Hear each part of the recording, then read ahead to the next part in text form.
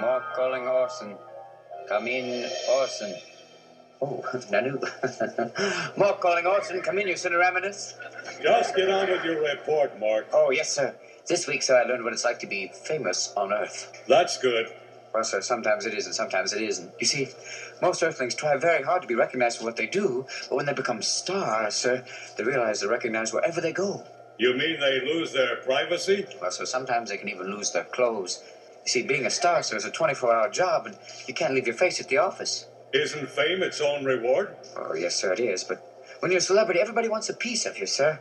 Unless you can say no, there'll be no pieces left for yourself. I thought all stars were rich, live in mansions, and drive big eggs. I know, sir, that's the common misconception. But you see, to get that, you have to pay a very heavy price. You have responsibilities, anxieties, and, well, to be honest, sir, some of them can't take it. I'm not buying it, Mork. Why, sir? It sounds to me like they have it made. Well, most of them do, sir, but some are victims of their own fame. Very special and talented people. People like Elvis Presley, Marilyn Monroe, Janis Joplin, Jimi Hendrix, Lenny Bruce, Freddie Prinze, and John Lennon. And we can add to that Robin Williams. That was Mork from Mork, a.k.a. Robin Williams. And this is Remembering the Past, the show where we talk about people who've died recently who've had a profound effect on our history, our society, or our culture. And we're going to talk about Robin Williams tonight, who died tragically at the age of 63. He died of a suicide, and normally we don't talk too much about the way people died. I don't know if you're going to laugh that much at this podcast, which is ironic because it's about Robin Williams, but I thought we'd take a little different approach. It will, of course, be easy for you to go on the internet and call up stuff that'll make you laugh that Robin Williams did. Here is CBS News reporting his death and a brief overview of his career. Good morning, Vietnam! Robin Williams made people laugh. It's just that I have fun doing it. There's something that kicks in. There's kind of a joy where you just get excited. With his comedic genius, he managed to poke fun I'll be normal. without being offensive. Williams spent much of his childhood in suburban Detroit and started doing imitations early on to amuse himself. I was an only child. I lived and kind of moved from place to place. That was a reality. He went on to prestigious Juilliard, where he met Christopher Reeve. The two remained lifelong friends. No. Williams' big break came when he landed the lead as the wacky alien in Mork and Mindy. Euphigenia Doubtfire. His manic style led to big box office success, with giant hits like Mrs. Doubtfire and Good Morning Vietnam. This Hanoi. He was the voice of the genie in Disney's Aladdin, setting the precedent for harnessing star power to sell animated films. You ain't never had a friend like me. And he proved he could be just as serious as he was funny. You never held your best friend's head in your lap.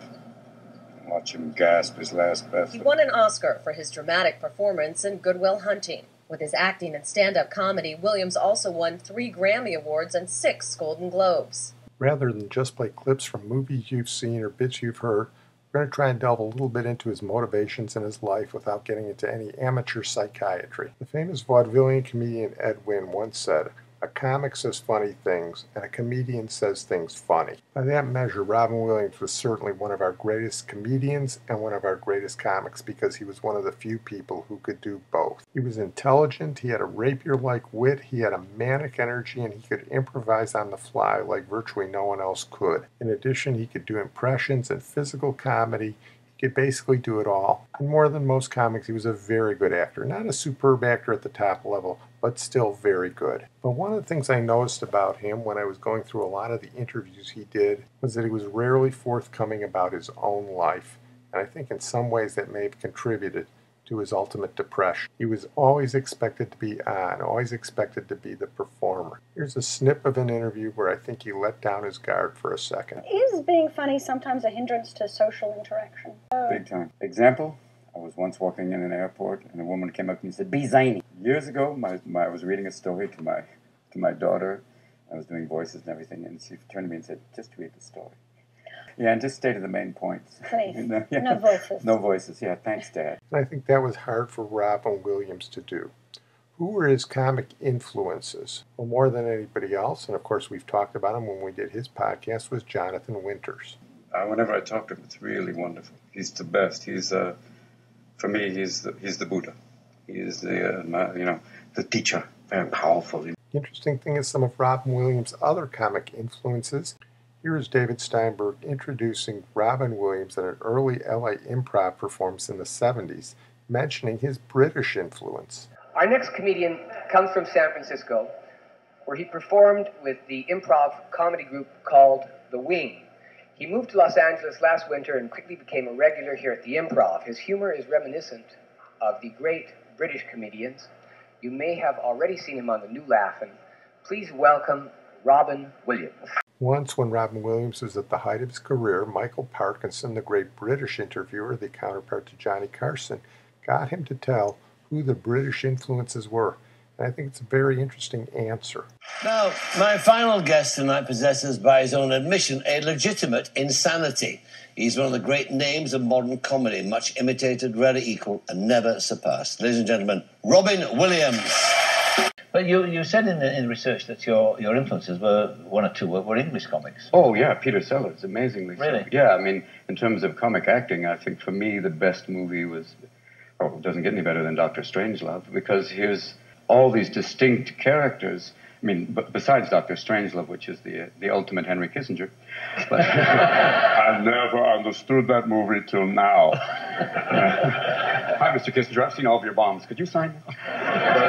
It's the idea of him and all of those characters, for me, was the best. And, you know, I one of the few people in America who had copies of The Goon Show. Really? Oh, and Natty, how did you get across that lake? I walked across those stones. Those aren't stones, those are alligators. I wonder why my legs were getting shorter. It's like, that's an explosion that can only be heard by an idiot. What was that noise? Those are the things I kind of grew up with. And Jonathan Winters, but, you know, yes. Those are my influences. Yeah. And Peter Cook and Dudley Moore.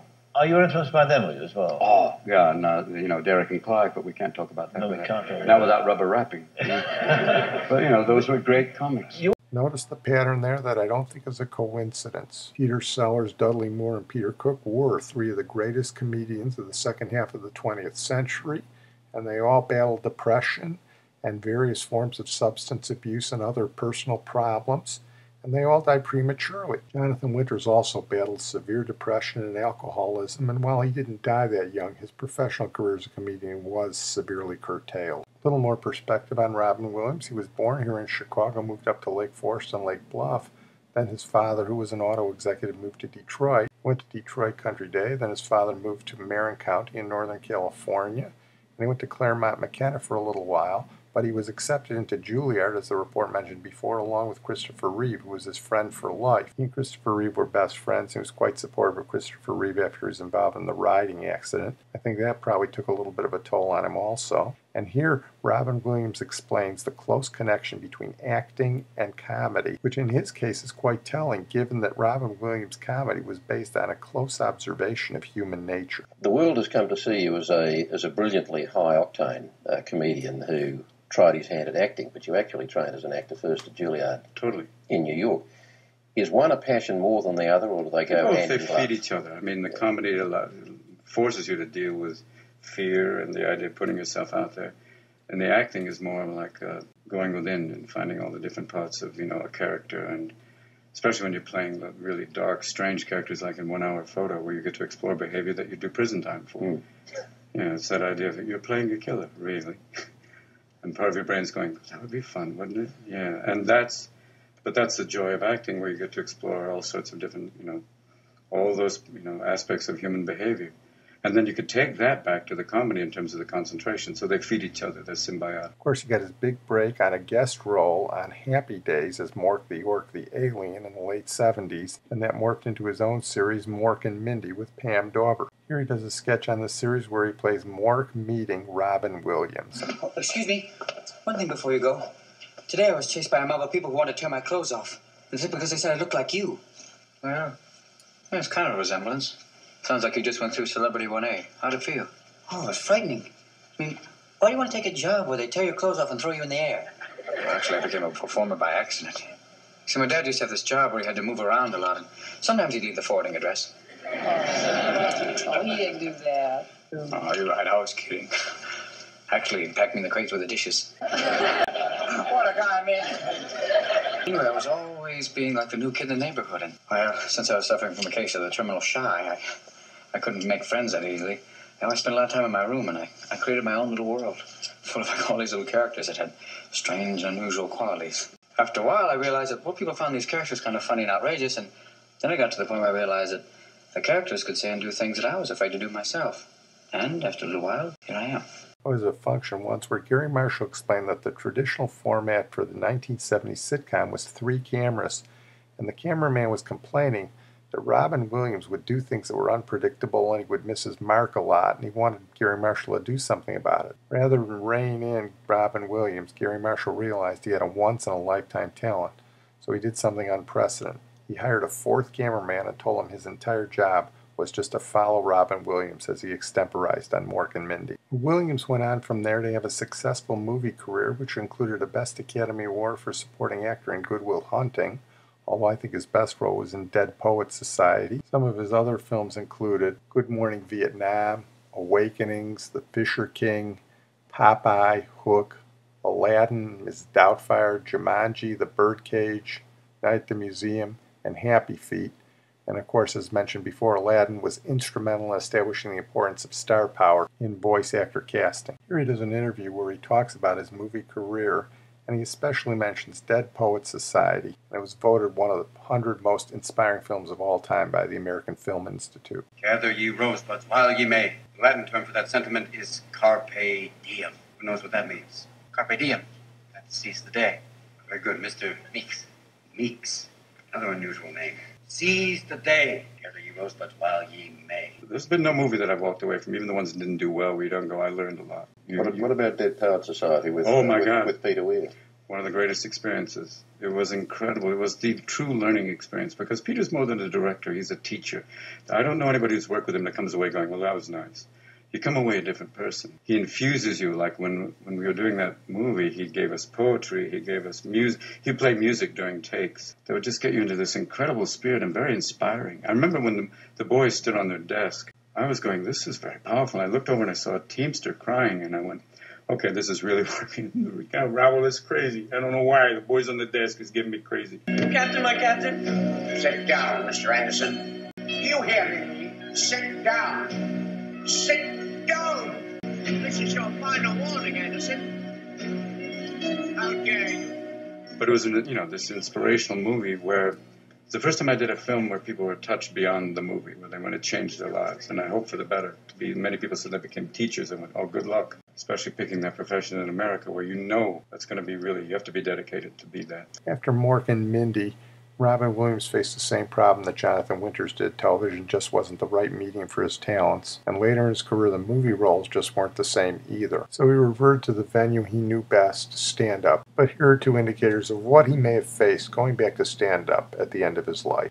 Billy Crystal has said that stand-up is how comedians process things that are painful. Yeah. But does that mean we have to wish more painful things on you? You don't have to. I find them. Chris Rock says it's like being a prize fighter. You got to get ready, and you got to be physically ready and emotionally ready, and obviously, intellectually and psychologically ready to get out and get in front of people and do what you do. The great news is if it works well, great. If it doesn't, not so good. The metaphors are you killed or you die. So those are the 2. You kill or you die. Well, perhaps Robin felt he couldn't kill anymore. I apologize if this cast wasn't the funny one you expected. Well, I'm going to close on that note. I want to thank my producer, Sid Tepps, and the irony of Robin Williams is he left us with this huge body of great comedic and dramatic work. He was the comedian's comedian. America and the world are certainly poorer now that he's gone. But now forever that body of work will be slightly tarnished like a scratch on a Picasso by his tragic ending. It will be impossible in some way not to watch anything that he's done in the future and not have that in the back of your mind. I'm going to close tonight with a song that deals with that, about the great Pagliacci, sung by the great Smokey Robinson and the Miracles, Tears of a Clown. Now if there's a smile on my face, it's only there trying to fool the public. You don't know my glad expression, give you the wrong impression. Now there's some sad things known to men, but ain't too much sad than the tears of a clown when there's no one around. I don't know how much value I have in this universe, but I do know that I made a few people happier than they would have been without me. And as long as I know that, I'm as rich as I ever need to be. Nanu! Nanu!